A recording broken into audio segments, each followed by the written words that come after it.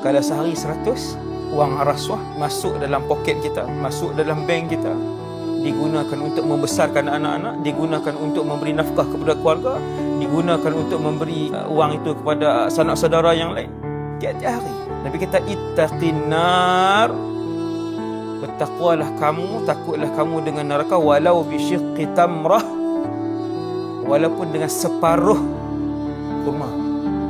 Sama ada kamu bersedekah dengan separuh kurma, kamu boleh masuk syurga, ataupun kamu mengambil rasuah dengan separuh kurma, kamu boleh masuk neraka.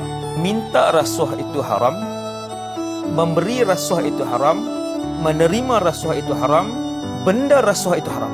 Sama ada dia duit, ataupun dia pakej percutian, ataupun dia barang, ataupun dia hadiah yang berupa perkhidmatan, kesemua itu adalah perantaraan rasuah.